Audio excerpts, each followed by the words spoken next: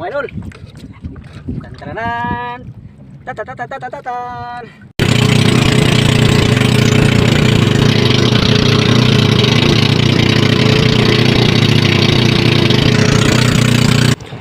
Yun, good morning mga adventure. So another day, another adventure na naman tayo ngayon. So dito naman tayo ngayon sa dagat. Siyempre, matik na yan.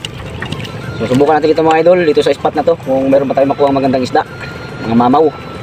So baba lang mga adventure. Thank you for watching. That's it. Yung mga adventure, prepare mo tayo natin mga gamit para tayo pagsisid. O sama na natin yan. Dito kahirap mag vlog.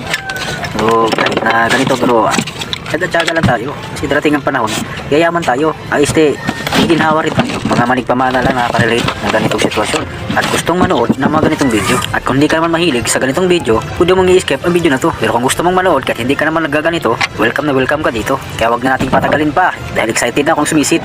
At sinuot ko na nga ang aking diving mask. Sunod naman ang aking gloves para mas masarap ang paghawak. At sinunod ko naman ang aking improvised pins o panyapap kung tawagin sa amin. Kunting kalaman lang sa hindi marunong gumamit nito, huwag niyong gagayahin. Pero syempre, bago tayo sisisid, hihingi tayo ng gabay ni Lord.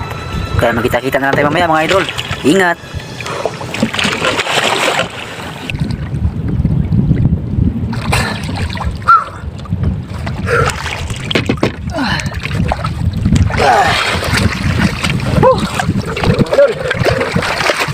Kaon na tayo.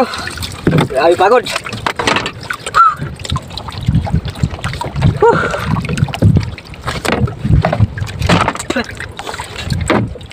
Ay, sige natin may huli tayo. Grabe ang sisi natin, hindi natin tagal. Pero may magagawa tayong spot ngayon. Ganda ang mga kuha natin.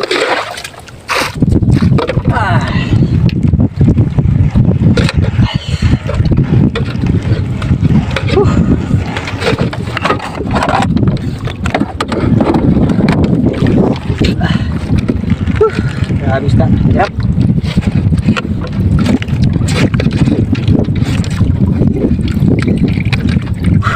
Mga idol. Tantaranan. Tatatatatatatal. Yeah. Oh, mga idol. Paldo.